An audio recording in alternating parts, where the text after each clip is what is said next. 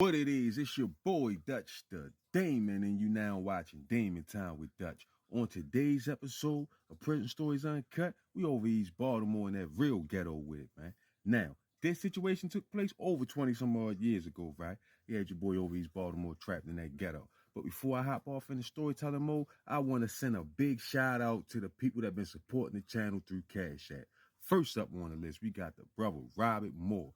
This brother is an avid supporter, loyal watcher. Brother making his business to support the channel. Appreciate you, brother. Can't thank you enough. Robin Moore. Just stay locked in, pimp. You already know I got us. And last but not least, we got the brother Deontay Scott. His brother sent his hard-earned money in. Bless the channel through Cash App. Appreciate you, brother. Lot of stories, lot of topics to come. Just stay locked in. I got us. Deontay Scott. Now that we got that out the way, let's get it. Man, so when Snake hang up the phone on Chicky, he pull his pants up, tape her mouth back shut, slapping on her ass and shit.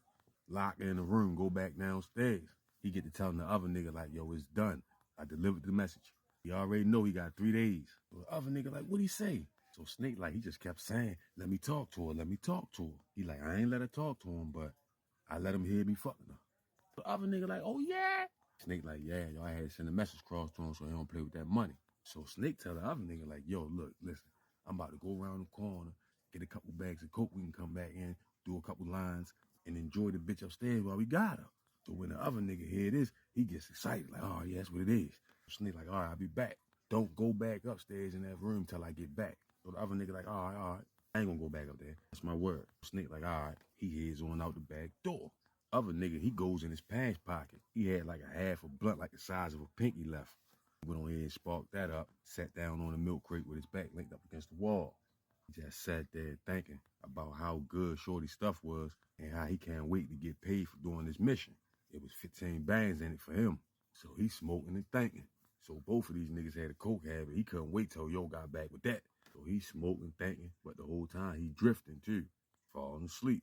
By the time he finished smoking the blunt, he put it out in the ashtray, lay back up against the wall, get the drifting off. Meanwhile, upstairs, Chicky girl, Tanya, is upstairs working her hands loose from out the tape. She just kept working her wrists back and forth, making the tape lose its structural integrity. Loosening it up. Finally, she wiggles her hands free out the tape. Immediately, she hop up off the bed, eyes swollen, body sore from being raped. She trying to pull her pants up, get to going for the door, trying to unlock the door. Door locked. She walking around the room. It's no window in the room. They put her in the windowless room. She goes in the closet and she sees a broken wire hanger on the floor. So she picked the wire hanger up and bent it into a point and just stood behind the door, holding it real tight. So the other nigga downstairs snap out of his sleep. He had to use the bathroom. So he get to making his way upstairs, half sleep. Tanya behind the door, she can hear him coming up the steps, wood floors.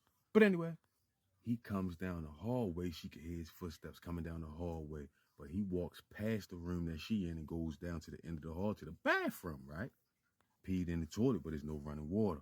After a couple minutes, he comes out the bathroom, start making his way back down the hall. But instead of going past her door like he did the first time, he stops right in front of the door. And next thing you know, she hears him sticking the key in the door. Now the whole time, the other nigga thinking to herself like, man, this nigga taking forever to come back. I'm ready to slide in here on him real fast. Get a little quick shot of ass, pop back out. He'll never know. But he sticks his key in the door, unlock the door. And he does this, how heart get to beat 1,000 miles an hour. She's standing there holding that clothes hanger. He opens the door. As soon as he step in the room, he like, the fuck, where the hell she at?